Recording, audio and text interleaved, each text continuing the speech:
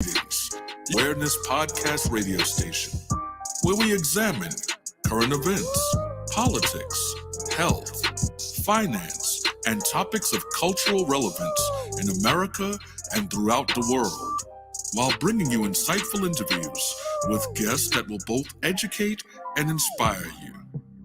And now, your host of the Network of Awareness Podcast Radio Station, ORRA the Informationalist.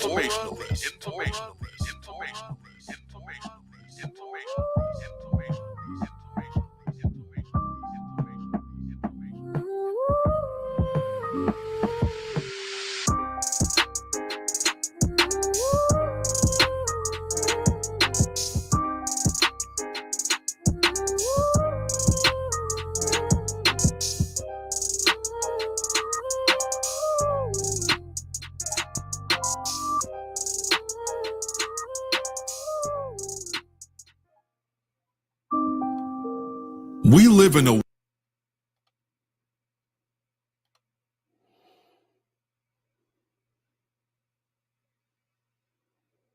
My aura is a network full of awareness and gifts like ORRA, the informationalist.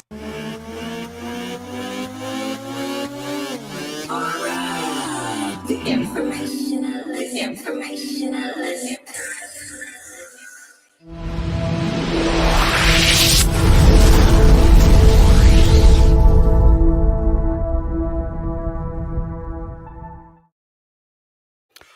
Peace and greetings, people.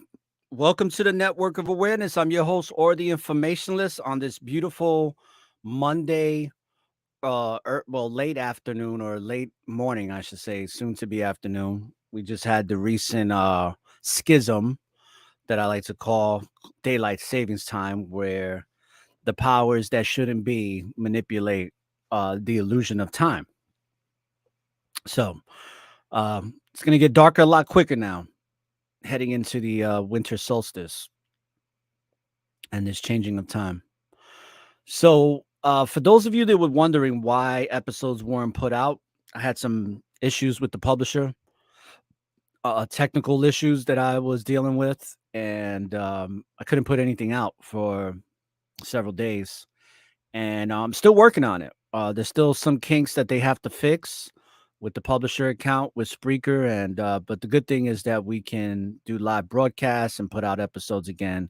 So I do apologize for those that were waiting for something that they didn't get. And today's show is the benefits of face-to-face versus online interaction, and I'm going to bring out some interesting facts about what it does neurologically when you're talking to somebody on a screen like this, and how you're receiving the information, and some of the benefits of talking to people like I'm talking to you now, but also the disadvantages opposed to having the face-to-face interaction. And what I'm also going to present is how that face-to-face interaction is really the best form of communication that we can have with each other as the spiritual beings having the physical experience, and the most that we can get out of that while we're in person.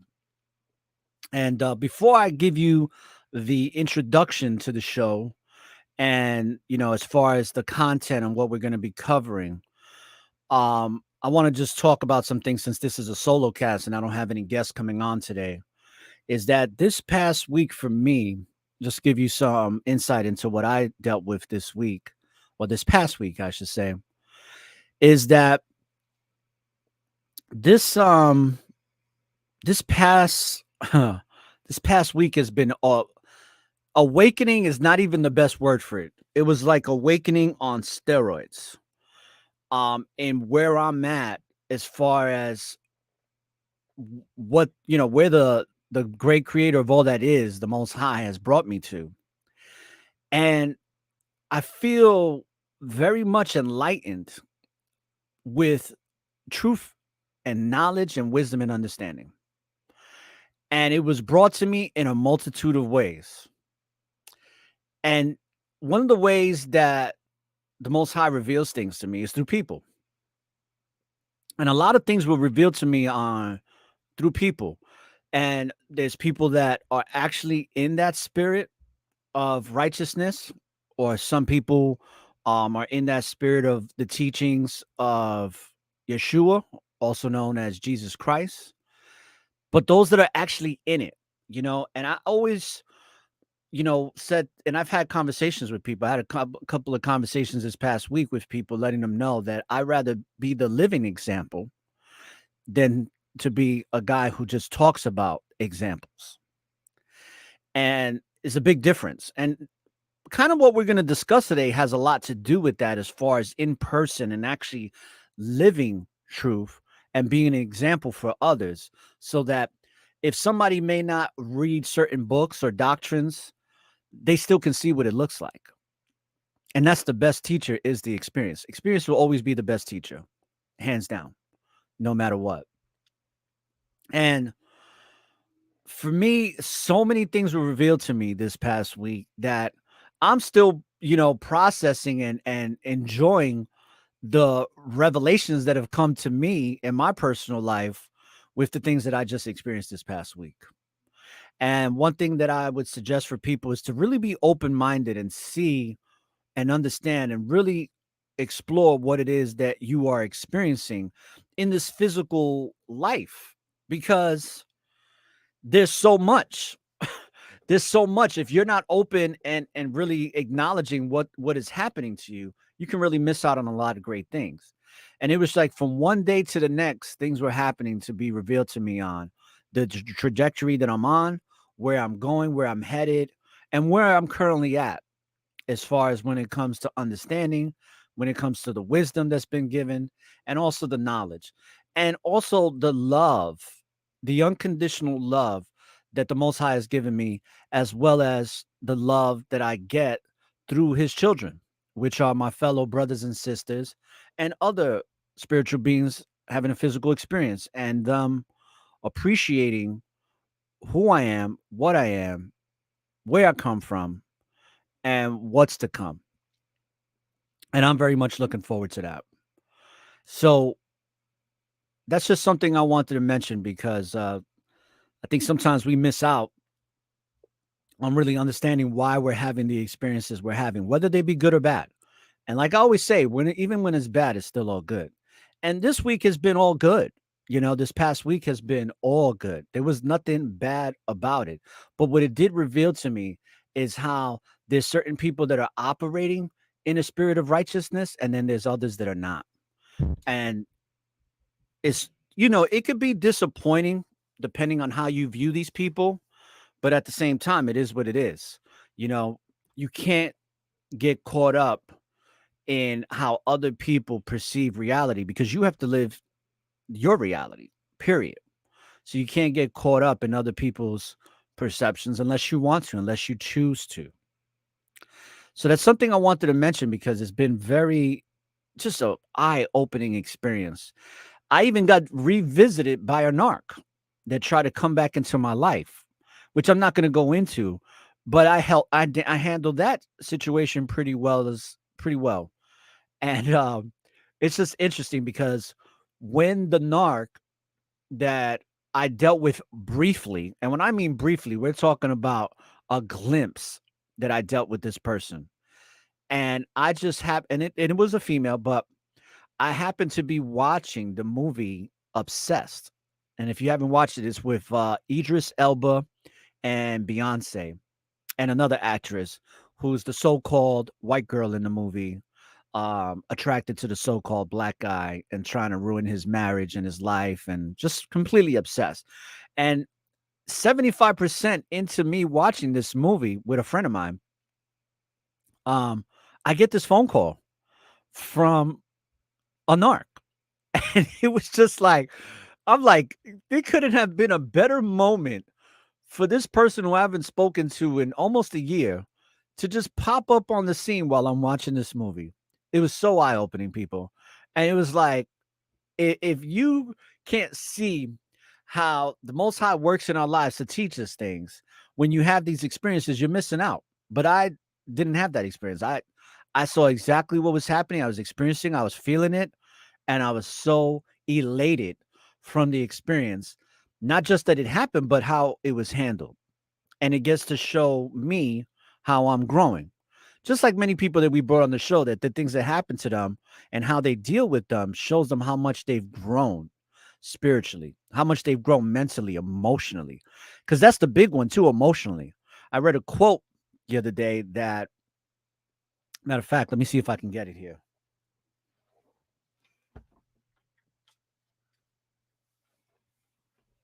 Okay.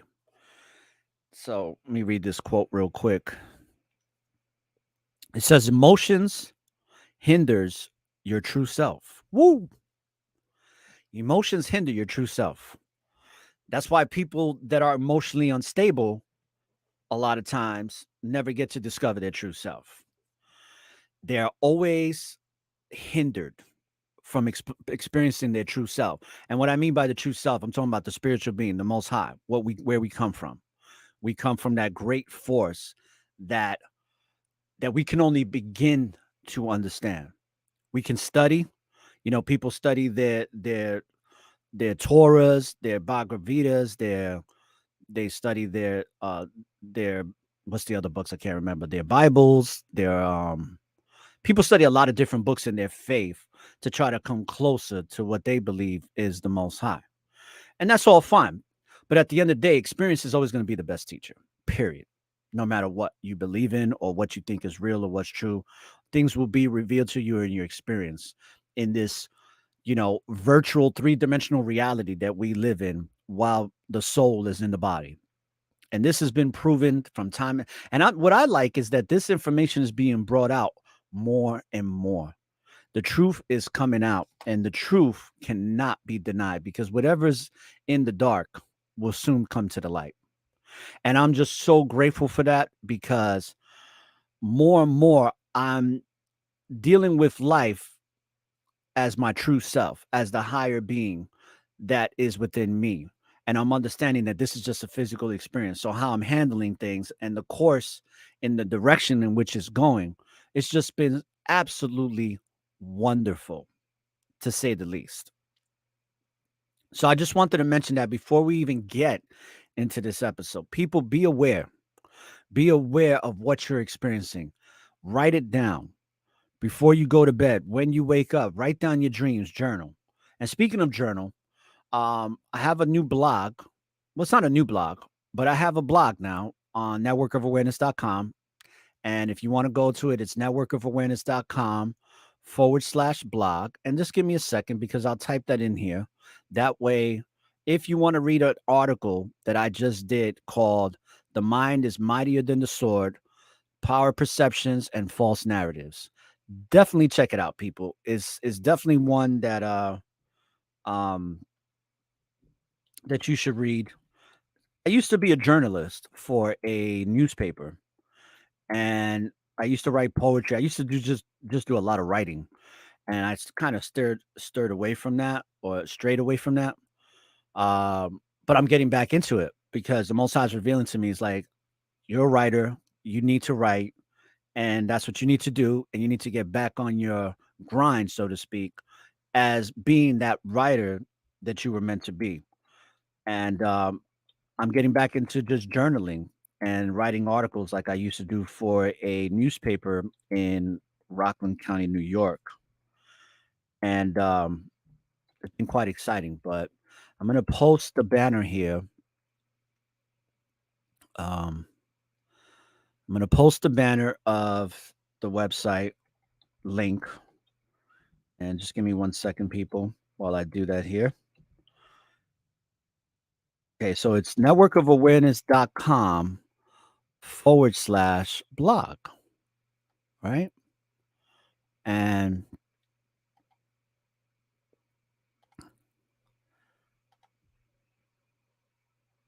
so let's see here. There it goes right there on the screen. But what I'm going to do is let me edit that because I just want to save it. Boom. There it goes. Networkofawareness.com/blog. If you want to check out my blog on The Mind is Mightier Than the Sword, definitely check it out. Now, with that being said, a lot of awareness came to me this past week. So one thing that came into the spirit, like this is what you need to do, is I need to bring back the Passion Pursues Purpose podcast that focuses on spiritual and personal development. Which, even though this show has a very wide range of topics that we cover. A good brother told me that my show is very eclectic, and I would agree with that. Very spiritually eclectic, very personally developing or development eclectic. Conspiracy is not a theory eclectic, truth seeker eclectic, as well as other things, especially when we bring guests from different backgrounds and understandings, and it's all perspective. Some people may consider what I speak about as philosophy, and I strongly disagree because this is definitely not a philosophy channel. This is a truth seeker channel. But of course, people have their opinions based on their limited beliefs and their limited belief systems. So it is what it is. We can't get caught up in what other people think anyway, because then that's how we truly stray away from who we are spiritually and how we're meant to grow. And the course of actions and how that's supposed to happen can't be dictated or controlled. So, with that being said, let me read the description here. That if you're listening to this on Spreaker, we're live on Spreaker, we're live on Facebook, we're live on Twitter, and we're also live on YouTube right now. So, if you follow me on any of those channels, we're live there. But if you don't know where to find us on these live feeds, they're all listed in every single description that I put out. There are all my social media links. There's the networkofawareness.com website that you can subscribe to for free. There's the Cash App and business PayPal links that you can donate money to. And for those people that have donated, whether it's $1, $20, $25, 15, 50, greatly appreciated. Keep it coming because we can definitely use the financial support to grow and to become a legitimate radio podcasting network that's going to grow immensely within the next year or so, and just be able to provide more of that studio, and then eventually bringing out the TV show, because the TV show I put on hold. But with that being said, let's go into the description of what this show is about. All right. So, in this installment of the Truth Seeker series, the benefits of face to face versus online interaction, I talk about how there are significant advantages and disadvantages between online and in person interactions. Virtual communication has become increasingly popular in recent years. And due to the convenience and ease of use it provides, virtual communication can take many forms, including email, text messaging, and video conferencing, like we're doing right now, and social media. With virtual communication, people can communicate with each other without having to be in the same physical space. This can be beneficial for those who are unable to meet in person, as well as those who are unable to travel to meet in person. It is also allows for a more efficient way to communicate with large groups of people, as it eliminates the need for physical meetings. Now, the in person communication, on the other hand, still has its advantages. In person communication allows for a more personal connection between people, as it allows for body language, facial expressions, and other nonverbal cues to be used in order to convey messages. It also allows for a more meaningful exchange of ideas, as it allows for people to ask questions and engage in conversations in a way that is not possible with virtual communication. You're never going to get that. Never going to have that interaction unless it's in person. Furthermore, in person communication can help to build relationships and trust, as it allows for a more personal connection between people. And this is very true, people, like, especially for all the young people and even the older folks. If you're developing a relationship with someone that you have an interest in, or that has an interest in you, and you're looking to develop a more personal relationship with them, be their friend. Develop that faithful friendship, like we discussed in season 5 with the guest Akarai from the BOCC about faithful friendships and how those friendships are to develop, especially if you're looking to get married or have a boyfriend or a girlfriend. Like, be that person's friend, truly be their boyfriend or truly be their girlfriend for a while, for as long as it takes. Because the Most High will reveal to you when that union is supposed to happen or if it's supposed to happen at all. All right. The universe will show you. The great creator of all that is will show you spiritually. If you're in tune, if you're awakened spiritually to understanding it and approach it like that and not approach it with a cardinal desire, not approaching it with a lustful eye. You'd be surprised the things that will manifest right before you within that relationship as it develops faithfully through the friendship. And this, we're going to cover some of that in this, but more what we're going to discuss is that I'm going to bring out these articles. And this first article that I'm going to bring out is this article from Neuroscience. All right. Now, let me do that real quick. And let's present this because this article is quite amazing, if I say so myself. This article is I thought it was pretty phenomenal. Now, what this article says is that Zoom conversations versus in person. And by the way, Zoom lost the class action lawsuit. So some of you have already, or if not, have gotten a check. I got a check in the mail from Zoom for the class action lawsuit. So they had to pay me. A friend of mine got about $50. I got about $33. Some people get more. So be on the lookout for that. Cash that check. I think the bank that Zoom has is Citizens Bank. So do not throw it out because you might think it's junk mail, but it's literally Zoom giving you money back for what they did. Because one of the things that I complained about is that whenever I went to a court hearing for traffic court, I would be on a Zoom call and people were seeing all my personal information being shared. And I was telling the court clerks, like, yo, what's going on here? Like, people are getting to see my personal information and all this other stuff. And of course, they just shunned me away and they didn't want to do anything about it. So I'm glad that this class action lawsuit was put out and that when it comes to privacy and confidentiality, Zoom better get their shit together, as well as these United Shenanigan court systems as well. Because one thing I've noticed with the court systems is that because of these Zoom conversations that they are enabled to do now, they're getting real freaking lazy. They don't even want people coming into court. They rather do it through Zoom, and it makes it way more complicated than just doing it in person. But they've used the GACA 19, scamdemic as a way of using this excuse to do it all the time. And that's the big problem. We're going to bring that out here too in just a moment. So let's take a look how the brain activity tells a different tale from a Zoom conversation versus an in-person. A new study reveals significant disparity in neural activity during face-to-face conversations compared to Zoom interactions. Using advanced neural imaging, researchers observed suppressed neural signals during online exchanges. Isn't that interesting? Suppressed.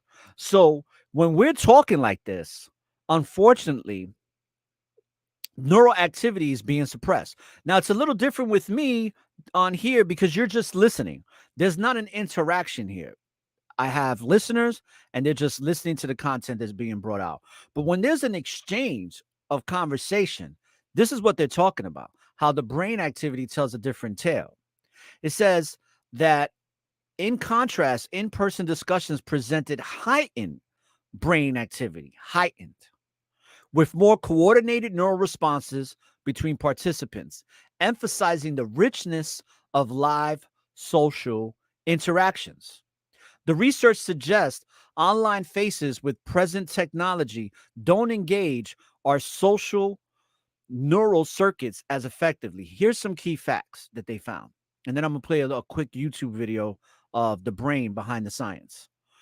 The study employed unique neural imaging technologies to monitor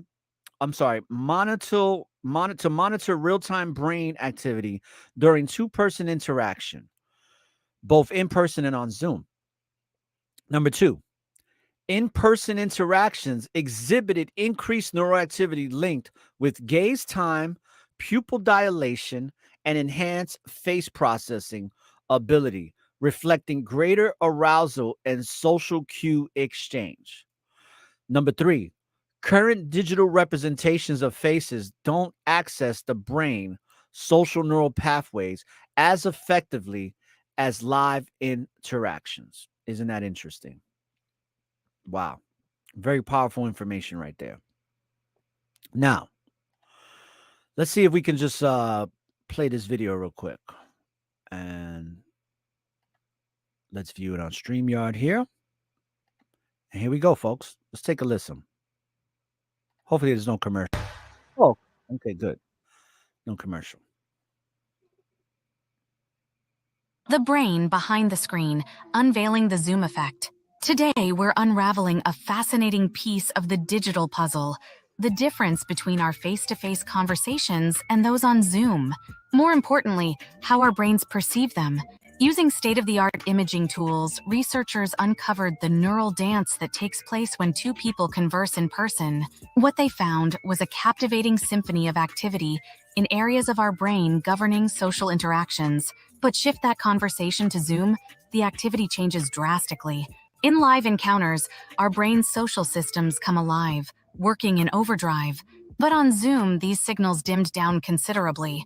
To put it simply, when we're on Zoom, our brains aren't processing social cues as actively as they do in real life. It's crucial to understand that our brains are natural social engines, constantly decoding facial cues, vital information in any interaction. The groundbreaking neuroimaging tech revealed that in face-to-face interactions, the strength of our brain's signaling was remarkably higher. Ever noticed your pupils dilating in a lively discussion or felt completely in sync with someone? That's your brain's increased gaze time, heightened arousal, and its impressive face processing abilities at work. On the flip side, Zoom encounters often miss out on this intricate neural synchrony. The harmonious exchange of social cues, the ebb and flow of an in-person conversation all seem to get lost in digital translation. Researchers made a poignant observation. Current online platforms just don't provide our brains the same privileged access as real-life face-to-face interactions. In today's digital age, understanding this Zoom effect is more crucial than ever. While virtual platforms offer convenience, they might just be an abridged version of our rich, intricate social dance. So, cherish those in-person chats, and let's hope for a future where technology can match up to the magic of real human connection. What do you think of this research? Drop us a comment below. Don't forget to like and subscribe for more neuroscience news updates. And there you have it, folks. Interesting topics being brought out here. And let's stop sharing. And let me go back to the neuroscience article here. And okay, so let me bring this back up, people, because it might have came down, and I want to make sure that we go back there. So very interesting how the mind gets suppressed through this virtual conversation that we're having, right? This virtual conversation that we are having between each other, especially since the scamdemic, right? Since the scamdemic, this thing has blown up.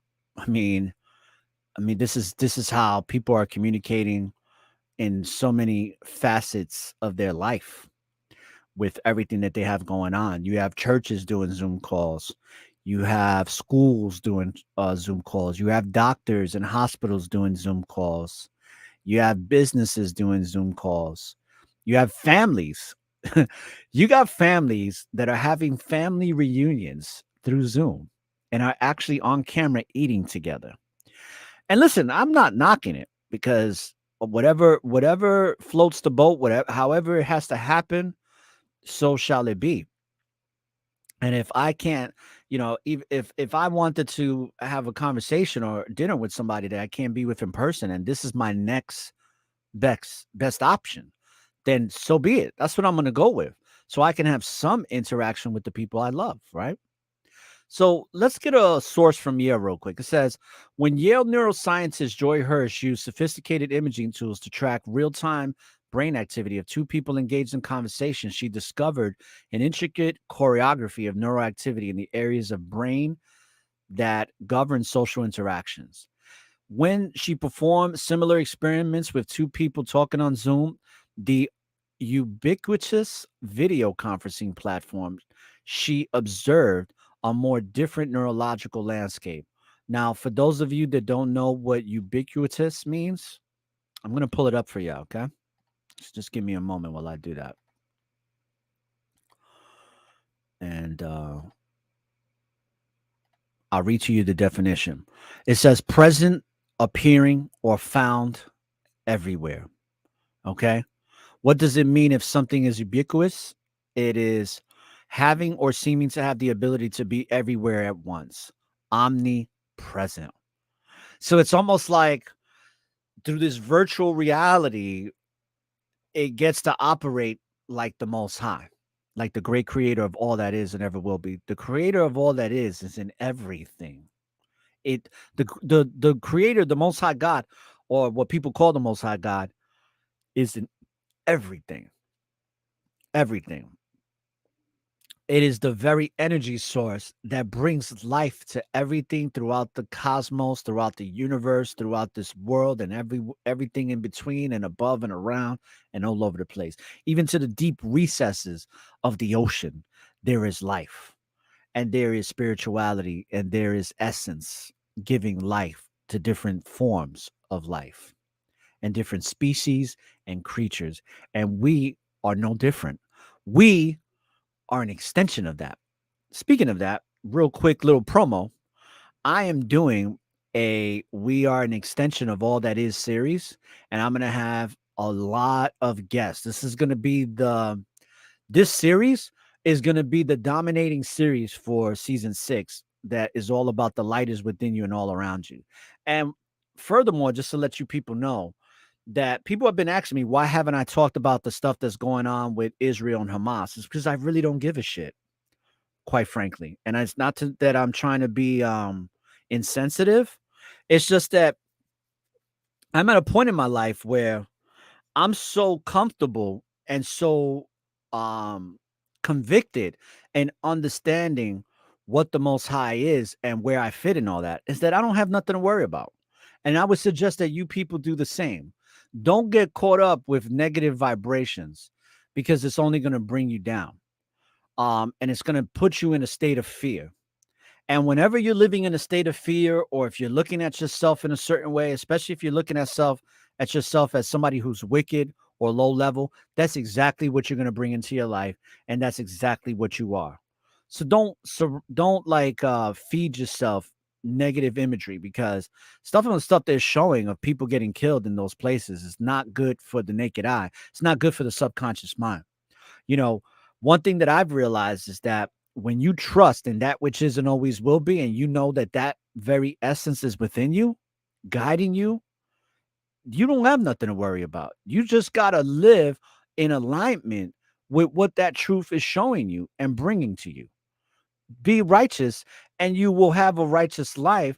And you can also share that and be in a shining example for others, so that you can be more of a person that exemplifies hope and understanding and true freedom. Because a lot of people are getting caught up with this, and we're having all of these uh protests and all that. But this is just part of the programming, people. This is all projected onto us. This is not happening because of something that was written a long time ago. This is happening because this is being projected. This is part of the programming. This is how things work out. And it's always been like that. This is just an experience, period. But we can either have a great experience, or we can have the most like the worst experience ever. And I can tell you, here at the Network of Awareness, we're trying to have a righteous, meaningful experience, and hoping that we can share our experiences with others so that they can find some meaning and understand that the light is within them and all around them. So just one more time. Ambiguous means having or seeming to have the ability to be everywhere all at once. And that's kind of the illusion that Zoom gives us, right? And virtual communication gives us. Now it says that neural signaling during online exchanges was substantially suppressed compared to the activity observed in those having face-to-face conversations. Now this is something else that I wanted to bring out and really kind of just talk about briefly. And that's this. Let's see, we got a comment here. Shalom, Sister Nama. Peace and greetings to you, and may the force of the Most High stay with you, sister. Thank you very much for the comment. Appreciate it. So let's take this off real quick, okay? Let's get back to the nitty gritty of things. One of the things that I realized back in 2020, going into 2021, was that this video conferencing became really huge. And what was interesting was that the company that I was a director for in insurance, I was a director for a supplemental insurance company. And right before I left, they started doing, we were able to sign up people via video conferencing, which before they was like, oh, we can't do that. But then when the scamdemic came out, all of a sudden it's like, oh, we can do it now because they were losing money. And I was just like, this is some nonsense. We could have been doing this shit a long time ago. But because of this scandemic, now this is our options, right? But I didn't even stick around too long by that time. Because by the time it hit February, March, I was already out the door. And I haven't looked back ever since. And a lot of people say, oh, you should get back. You used to make so much money and you build 6-figure income and you could do this and you can. It's like I have people, when I say I have no desire to go to people and or manage people or do anything like that when it comes to insurance, I really don't. Now will I work from home? Um Taking calls and stuff and doing consultation. Yeah, I'm actually looking for to do something like that. I'm in the process of applying to different companies to do consultation or some type of form of service or customer service from home. And that's something I could see myself doing. But the direct stuff and managing people and all, oh no, no, no, no, no, no. Some people enjoy that. I personally don't.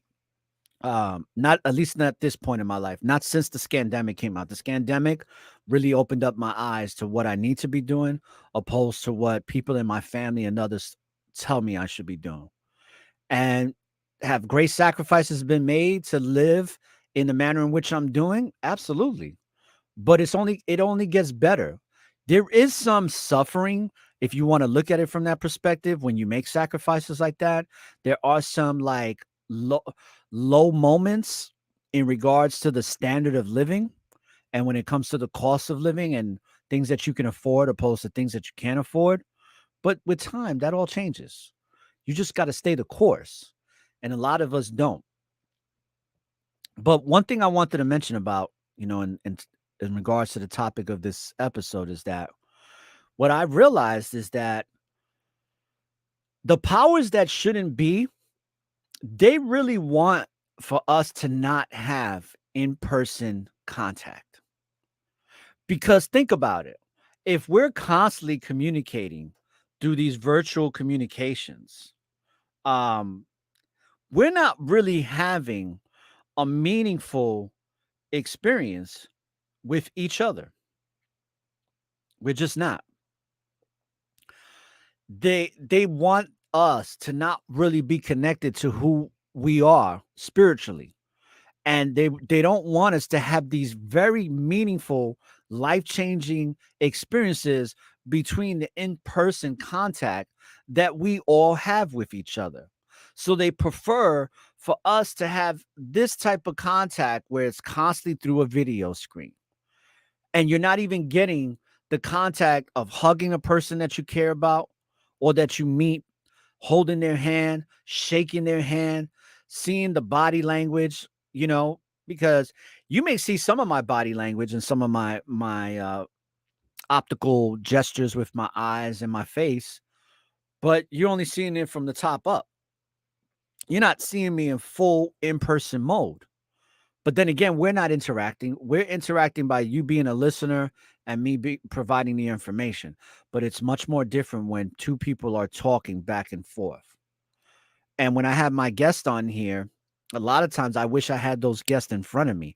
And that's another goal of mine, is to have a studio here in the Tampa Bay area, whether it be St. Petersburg, whether it be Tampa, whether it be Clearwater.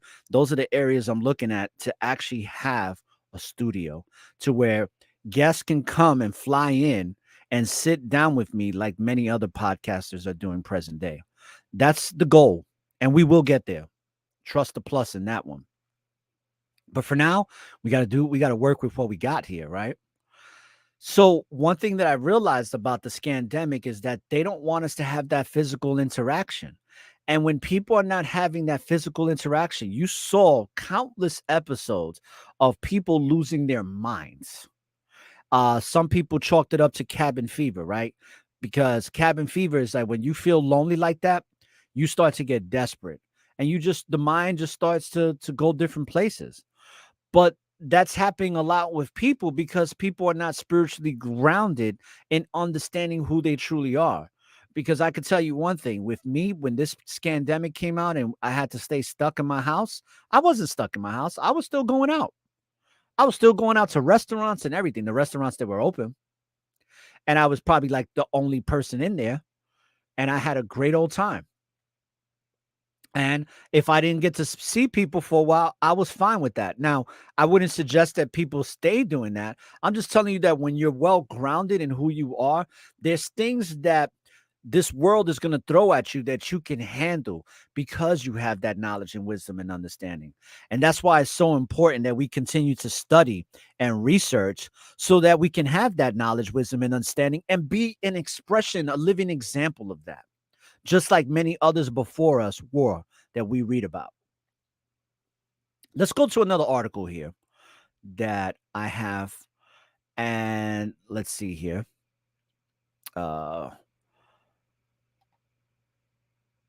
All right. So we got HOA home front, and we also have another one. Our brains are less engaged during Zoom calls than in real life conversations. And we have another one here. What's this one say? Even Zoom shifts to in-person work. Let's take a look at this article real quick because I think this one is an interesting. This is from the Northern Star. And the Northern Star is one of those online papers. So as you can see here, even Zoom shifts to in-person work. Even Zoom shifts to in-person work. That's just telling you that Zoom is even doing that, right? So it says, well, the company that made it possible for everyone to work from home during the great shutdown of the GACA-19 scandemic has sent its employees back to in-person work. There really is no more excuse to stay home. In post-scandemic world, students have gotten used to the idea of having home and attending classes from the comfort of their bedroom or dorm. While it is nice staying at home for a period of time, the era is over. And I can tell you that it's not, people. This is only the beginning. But there are people trying to make sure that it's over. But it's like Pandora's box got open and things got revealed. People get comfortable, complacent. And once complacency sets in, it's very hard to get out of it. All right. I see that every day with people that I deal with. Zoom, along with many other companies, have begun asking its employees to return to the office. Zoom believes that a hybrid structure will greatly benefit the company, as its employees would be able to interact with other team members.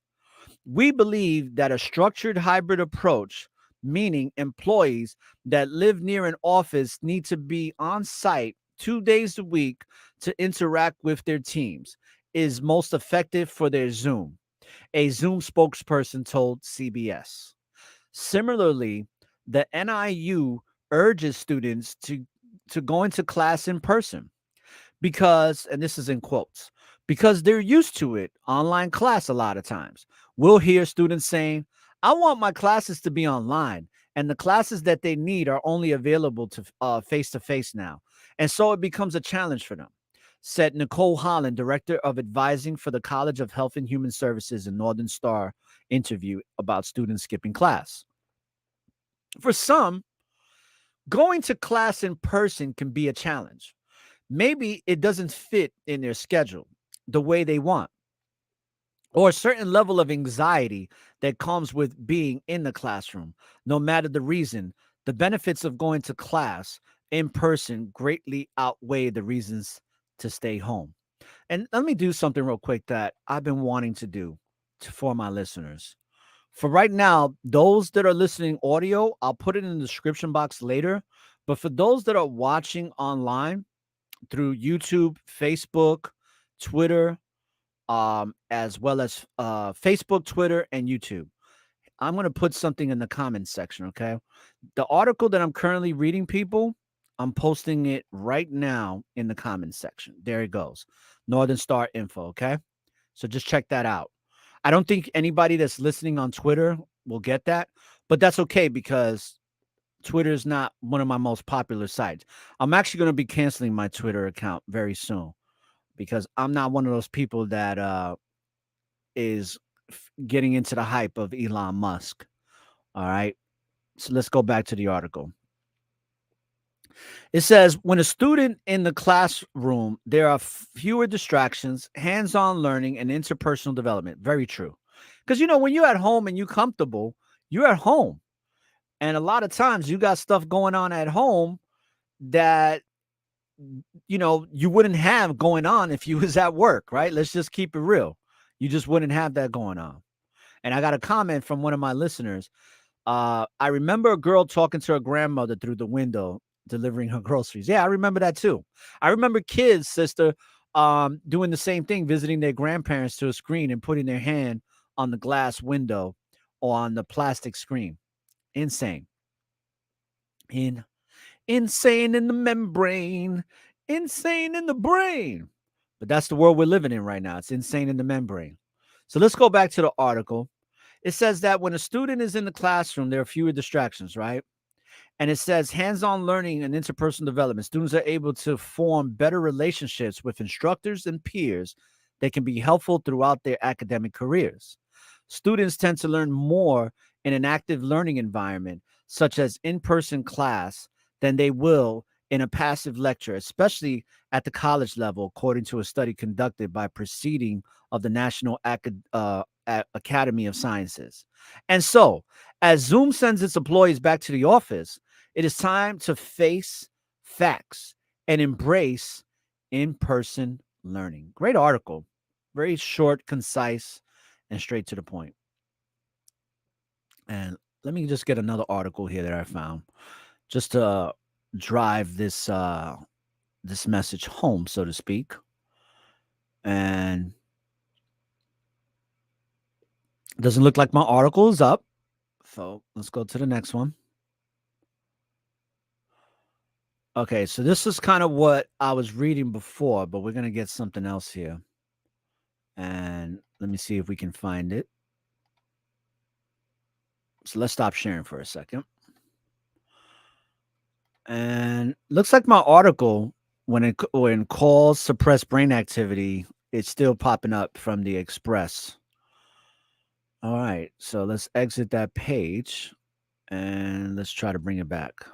Okay, here it goes. Good. I just had to do a couple of refreshes and we are good to go now. So let's go to this next article from Express. And before I do that, let's pull up this article. Now, some of you might have to go directly to the articles because I have an annual subscription with a company called Ground News. So I get this stuff readily available. And that's about narcissism. We don't want that. There we go. Okay. So let me share this one. So you might not be able to pull this up but you can pull up the article directly from their site. But I'm still going to share it anyway, just so you have the article. All right. So here it goes. All right. So I just posted the article inside of the description box for all the people that are watching live, and for those that are going to be watching later on the archive episode on any of these channels, you still have that in the description of the comments, so you can always go to it. And then, of course, it'll be in the description box. But let's go to this real quick. So let's share this, and let's see what we got going on here. All right. Share. All right, so you people can see this now. Great. And let's scroll up and get this show on the road here. Zoomed out, video calls suppress brain activity compared to face-to-face conversations. Now, it says in-person conversations have a privileged access to social neural circuitry in the brain that video conferencing, at least with current tech, does not. Now, you see how they say at least with current tech? That's like, when I hear something like that, I think of Elon Musk and all the shenanigans he's trying to put out there with trying to put a brain chip to make life easier for people and more fulfilling so that they can get more done. And I'm gonna tell you like this, people, if you put that brain chip inside of you, you're gonna be in for a world of problems. All right. I'm very content with the brain that the Most High formulated into the physical for me to have. Period. People talking on Zoom exhibit substantially suppressed neural signaling in comparison with those talking. This is the conclusion of a team of U.S. researchers who use various imaging techniques to monitor brain activity levels in subjects using ubiquitous video conferencing platforms. The study is unique. The team said that it involved pairs of people talking in real time, unlike previous similar experiments with just recorded brain activity in one party. And that's kind of like what they would have done with me talking on a podcast, on how my brain activity is functioning based on just me bringing out a message and talking in my own dialogue without having any responses. Along in an increase in brain activity during face-to-face conversations, the team also recorded longer gaze times and more dilated pupils in the subjects, both of which also suggested an increased arousal in the brain, as we brought out before. In addition, the team noted that neural activity was more coordinated between participants and those talking in person, suggested an increase in the reciprocal exchange of social cues between the two talkers. And let me see something here. This is a nice little brain activity thing here, little image. It says the research was undertaken by neuroscientist Professor Joy Hirsch, right? We just read from Yale. And it says that Zoom appears to be an impoverished social communication system relative to in-person conditions. Bam, drop the mic. Because that's the thing. We become impoverished mentally and emotionally from having a true experience than what the virtual experience will ever bring. So we have to be cognizant of these things, because at one point we can use this. I'm still going to use this. I'm still going to do my podcasting video, but I am going to do in person as well. And it can be a nice balance. But if I'm going to have a real connection with somebody, if I'm going to develop a faithful friendship, if I'm going to get married to a woman, I'm going to have to be in front of that woman face to face on a consistent basis so that we can have the meaningful experience and be engaged in using all of our brain or most of our brain for that activity, and not suppress the certain receptors and faculties of the brain that cannot be accessed during a virtual conversation. It says the human brain is finely tuned. The researchers explain the process dynamic facial cues, a primary source of information during real-world interactions. All right. And look, this is just another image of in-person versus virtual. And this is, I don't know what these letters mean, but as you can see here, the right brain versus the left brain. All right. And the things that it's activating. And it even gives you imaging to show you the percentages. So it says picture the difference in brain activity between people talking over video call and in person. Wow. Amazing. Amazing. In the findings, Hurst added that highlighted how important live face-to-face interactions are to our natural social behaviors. And see, when the scandemic came out, they disrupted the natural social order of our behavior as human beings. And even the animals were affected by this to some degree.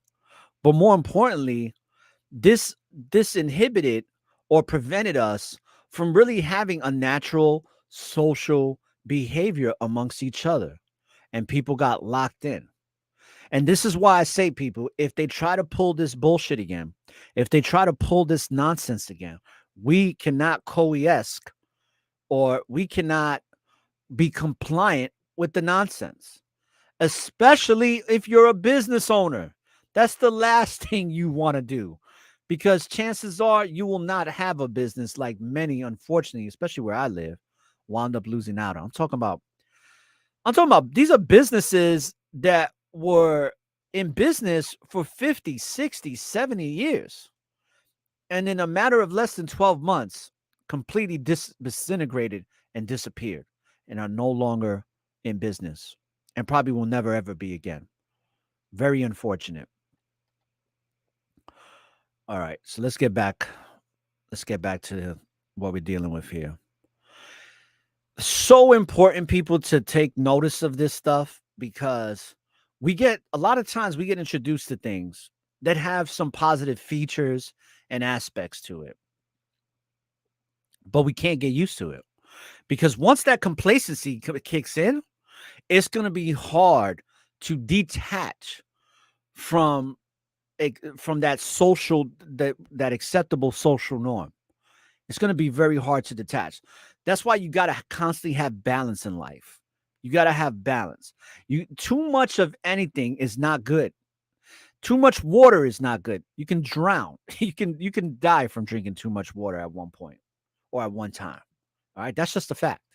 So even though water is good for us, too much of it at one time ain't.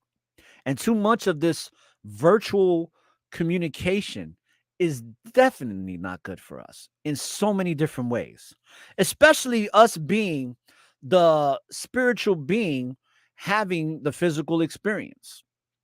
It's just not good. It's one of those things where we have to have in-person contact, especially if we're discussing spiritual matters, especially if we're discussing things that are meaningful to our lives, that can really change our lives for the better. We have to have that physical interaction. We have to be able to look at somebody in the eye and really get to experience their aura and really engage with their auric field. All right. And we're going to discuss a lot of these things throughout season 6, which is the light is within you and all around you. Because guess what? The light is in you and all around you. And it boggles my mind that people can't grasp that understanding and that truth. They're still trying to figure it out while they're actually living in it. They're still trying to figure out, and they're still trying to find something. People are trying to find some truth that's outside of them. They're still trying to find some meaning that's outside of them. And I'm here to tell you that you will never find it outside of yourself. Never. Won't ever happen. And if there's any questions, because I see we got some viewers on YouTube right now. If anybody has any questions before we end the broadcast, feel free to put those out right now in regards to the topic of discussion, and I will do my best to answer those questions as best as I can with the knowledge, wisdom, and understanding that I have. So if you want to post any questions, feel free to do so. But in the meantime, if those questions come in or not, what I'm also going to do is go to another article real quick to try to, basically bring this stuff home. And Let's do that real quick. So let's end that one. And we did the Zoom shifts in person, so but that was good. We did that one. We covered that article, which I shared. And let's go to this one. All right. So this is going to be the last one that I share, and we're going to let this commercial play out. Well, before I share this, gotta love those commercials. And this one is another one about what Zoom and scientists say. Okay. And let's see if that we're going to play a news clip first, and then we're going to read the article. So let's go to the news clip and then we'll read it. And if there's no questions, that's fine. I just definitely want to help people in getting an understanding of what's being presented here. So let's play this. Something new we have to worry about when it comes to using the online meeting platform. As Fox 9's Jennifer Williams shows us, there is actual proof that our brain activity changes when we talk to people virtually compared to having a face-to-face conversation. Zoom has become essential to work from home culture, but apparently it's destroying our social skills. That's according to a new study out of Yale University School of Medicine. Dr. Joy Hirsch is one of the researchers, and yep, we interviewed her via Zoom. We are a profoundly social species, profoundly. The study found our brain activity is actually lower when we interact with others online versus in person. The findings were astounding. The findings showed massive differences in how the brain processes the face. I feel like when you interact face to face, there's non-verbal clues, body language you can read, and your mind processes that. We're also losing out on important social cues when we are forced to interact on the web, like what we're doing right now. We're not directly looking at each other eye to eye because our cameras are slanted. So we don't have quite the same social situation or the same cues. We have to try not to lose our focus, and we should interact as much as possible when we're online and just not take for granted that kind of focus, that kind of social interaction is automatic. In this post-pandemic world, while technology has allowed tremendous strides, it leaves researchers with a lot of questions. So I think it raises a level of consciousness about this is different than in person. How are we going to understand that, optimize it, and use it to our best advantage? Let's not also forget the importance of social interactions for the development of our children. Zoom for kids is not the way to learn. I think you lose that personal aspect of communication over Zoom, but I'm very happy that school has returned in person and I don't have as many Zoom meetings anymore. On the Upper East Side, Jennifer Williams, Fox 5 News. So there you have it from, the Smoke and Mirrors Media, right? That sometimes provides valid information, sometimes. But this is something we really need to be aware of, and we need to start putting into practice, is having the proper balance between virtual communication versus in-person communication. Your brain doesn't work the same when you speak to someone on Zoom. Scientists have confirmed this. Neural signaling is significantly less when chatting to someone through a video call rather than having a face-to-face conversation. The new study found when researchers watched the brain of someone talking in real life, they found that there was a detailed and complex system of neurological activity. On Zoom, however, that was dramatically less. Now, one other thing I want to point out, and it's kind of like a promo for what I do too, is that definitely listen to podcasts audio only. If you like podcasting, or if you're a person that likes to gain information so that you can be more aware and you can just gain knowledge, I would strongly suggest listening to podcasts via audio only. I would strongly suggest that don't always, especially with me, don't always watch my podcast on YouTube, even if I have a guest. Now, I know that some people prefer that, but I'm just saying try to just listen, because that's what we used to do. We used to have radio, and on radio, we just used to listen. We just used to listen and let the faculty of imagination allow us to have the pictures painted by the Most High that's in us, right? The Spirit would paint the picture for us for what we were hearing, and we would get a better understanding of what we were listening to instead of what we were watching on TV. Because once TV came out, a lot of this stuff started getting suppressed. And there's countless and countless documentaries about this, about what TV did and its sole purpose and what it was to do, which was to tell lies. Tell lies to your vision. Now, going back to the document here, all right, it says that when it says when researchers watched the brain of someone talking in real life, they found that there was a detailed and complex system of neurological activity. On Zoom, however, it was dramatically less. It suggests that there is still something fundamentally lacking about speaking with someone online. People's faces are not able to light up people's brains in the same way, the researchers suggest. That's right. You know why, too? Because the Most High sent us here to have an experience and to learn. The world is the school for the spirit. The physical body is the vessel in which the soul gets to experience and learn in the school of thought so that it can bring it back to the Creator.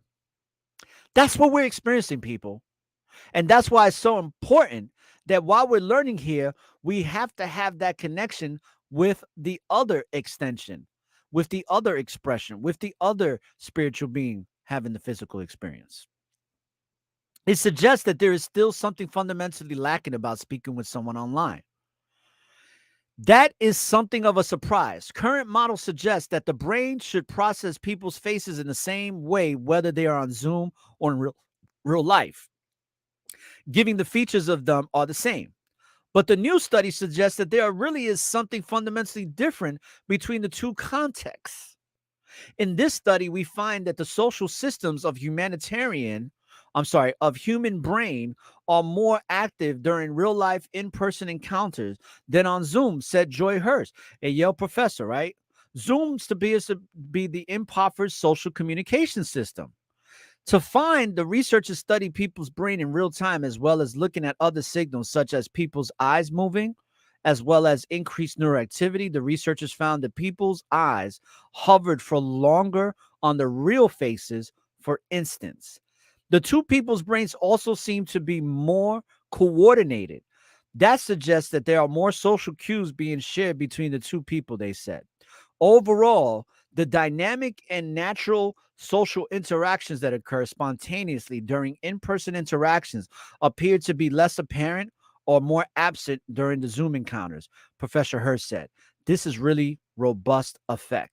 And I can tell you that from my own personal experience, this is what I'm doing more now. Now, especially on the weekends, I'm doing less Zoom activity and I'm doing more in-person activity. During the week, I'm doing more in-person activity when I'm not on my podcast or presenting something on video.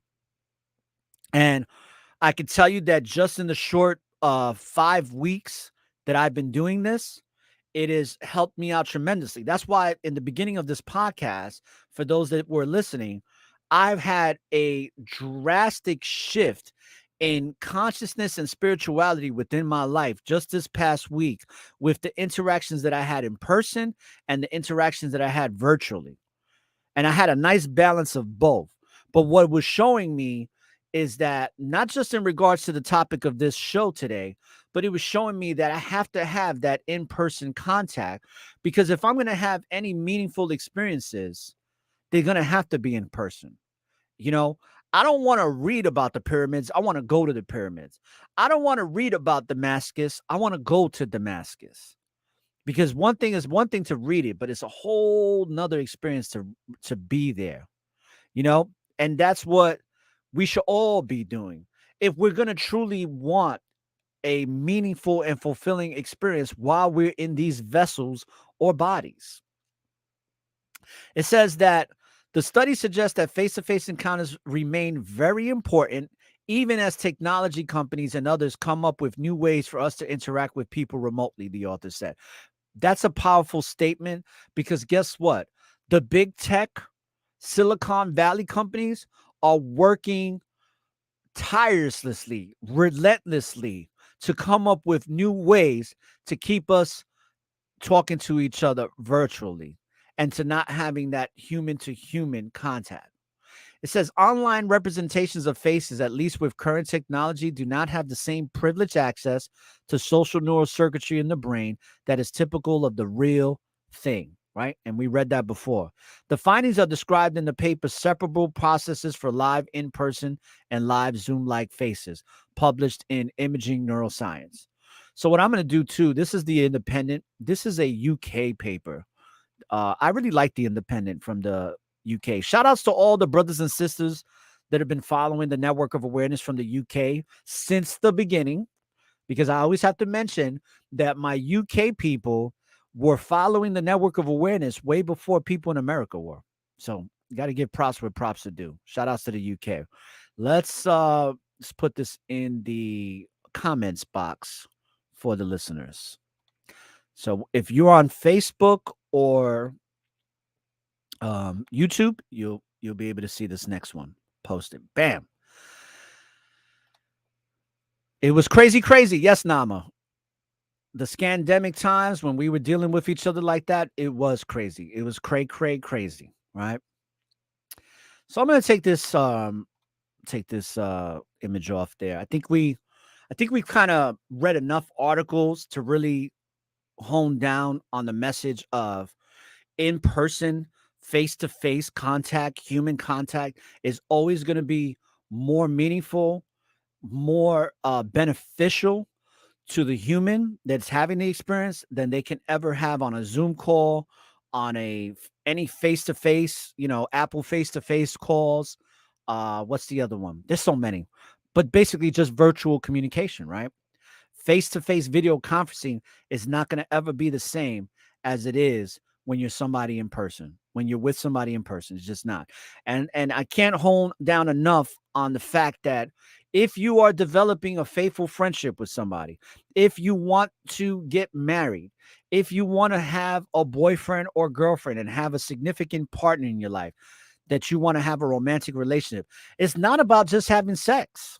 Sex is just a bonus to the spiritual interaction, to the face-to-face contact. You got to really get to know people. You got to really get to understand people to know if this is somebody you really want in your life. Because if you don't, nothing else is really going to be working. And if it does, it's always going to be temporary. That's why you always hear the narcissist stories about people meet these people and they start having sex within a couple of days, couple of weeks, couple of months.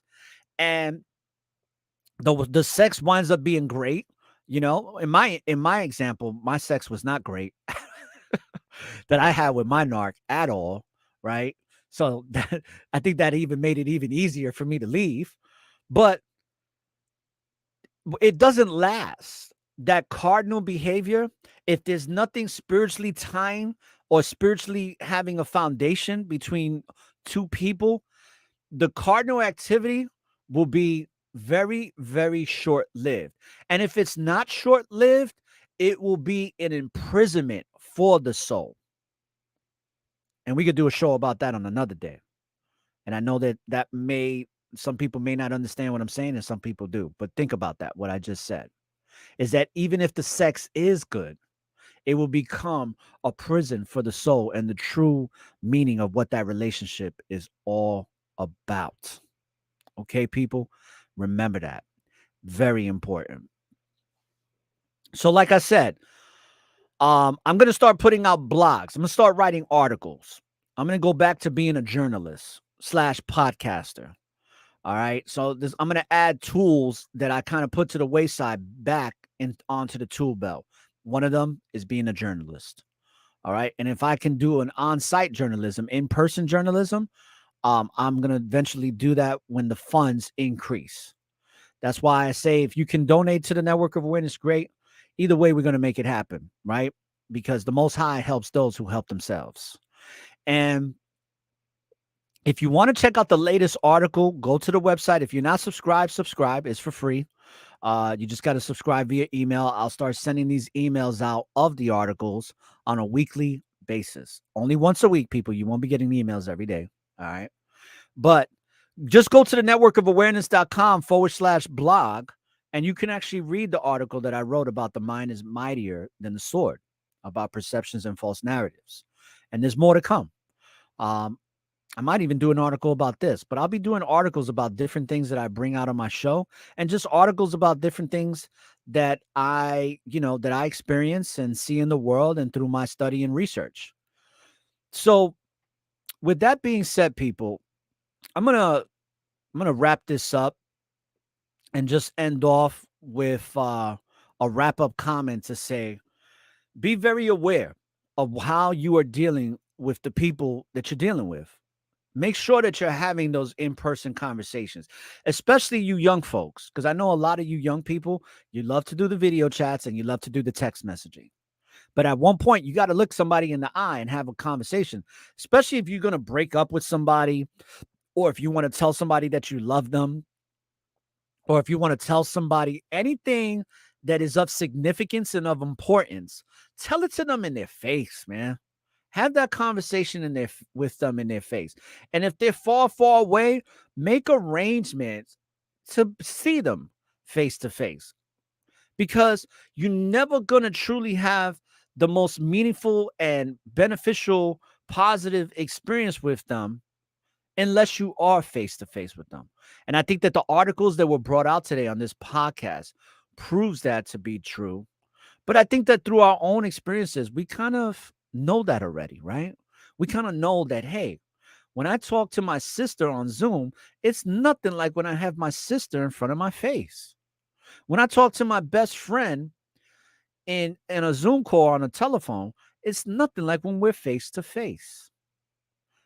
And the Most High has blessed me with the opportunity to have some really great people in my life that I've been able to meet, chill with and hang out with face to face. Some of my best friends, when I see them face to face, it's like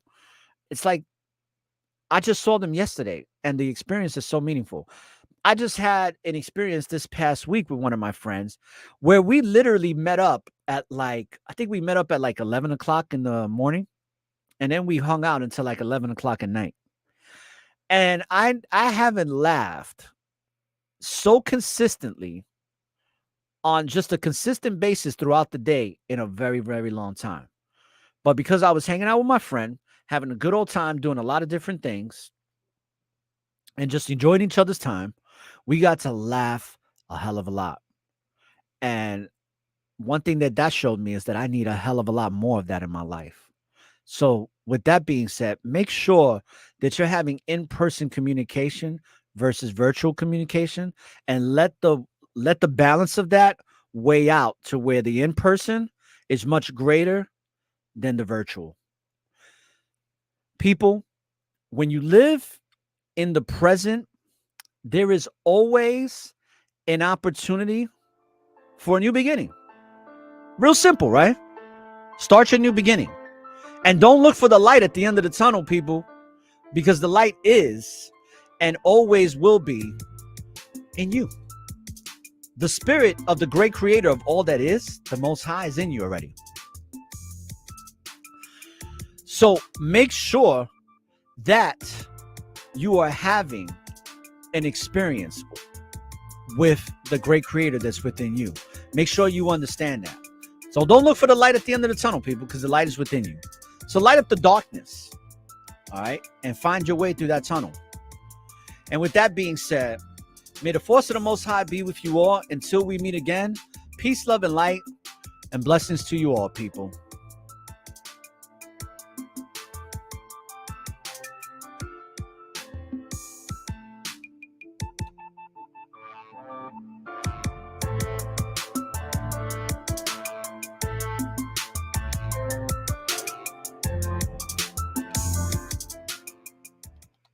Thank you for listening to this episode of Network of Awareness. If you would like to join or find out more about our show, please subscribe and follow us at networkofawareness.com or your favorite podcast listening platforms. If you would like for us to discuss any specific topic you would like to listen to, leave us a message on our website, or you can directly email us at orra@networkofawareness.com. Now, tune in to one of the fastest growing podcast shows on social, spiritual, and self-awareness. With that being said, people, living in the present, being directed by what's given in the hour-long sessions, mind-blowing confessions of improvement that needs checking. Welcome in all ears. Tuning out. Peace and blessings.